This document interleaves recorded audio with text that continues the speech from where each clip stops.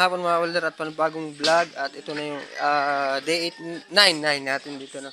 So nakapag double wall na tayo mga welder. So sinto pa dun si paring Biboy no.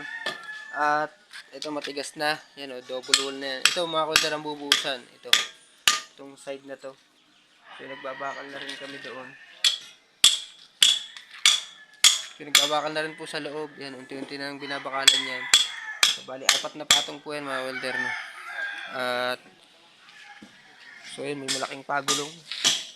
Yan, tingnan natin. Yan, may malaking pagulong pa doon, oh. Saan kanila dadalhin yan?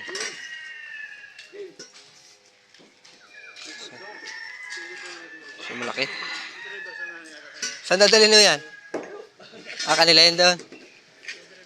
Yan sana yung babaw namin. Walang mabiling ganyan kalaki. Nabayaran na namin. Tosang yan na.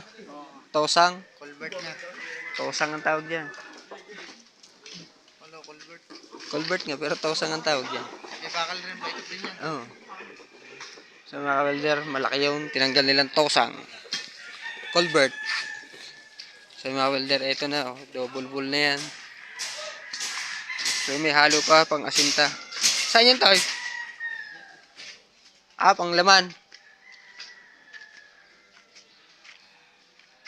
So may tubig na, oh. Yan yung drain mga welder, papunta doon.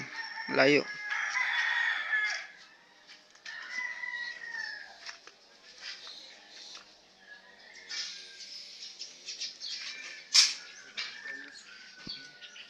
So yan, oh.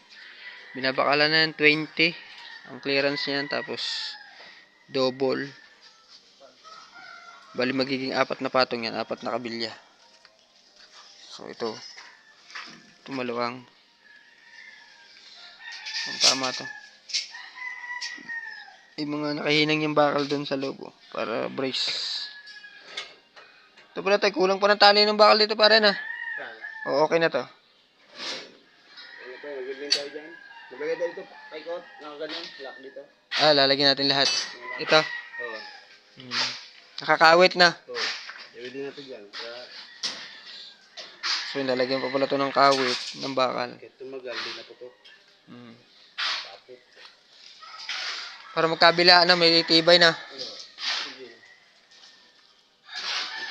So mga welder, lalagyan pa pala to ng dawil, no? Magkabila. Yan. Ito, pag ganun. So basta maraming bakal kaming ilalagay dyan. Ano, para matibay. So yun mga welder, at ito yung kabila, bubuhusan din yan. Yan, ayun yung bakal, binabakalan. So babalik tayo dun sa loob, sa binabakalan, no? Para matulungan uli natin, kasi kanina nandun tayo.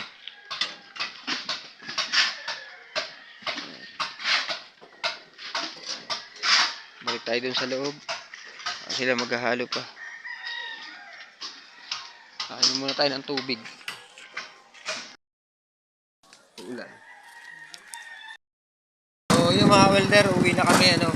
So yun yung ginawa namin, nagbakal kami, nag-double wall, at bumabiyahe na kami pauwi.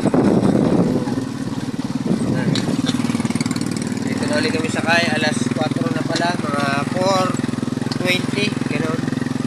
Bumabiyahe na kami pauwi. Dito yung daan, and then may tubig dito. Yan o, dagat na yan mga welder, o, dagat. Tapos dito yan, dito ang daan, dalawa yung daan dito, meron dyan, meron dito. So dito tayo dadaan sa patag mga welder. Yan, makikita natin yung ano. So bali may swimming pool po pala dito mga welder, mataas din. Sa kabila, no? Sa kabila.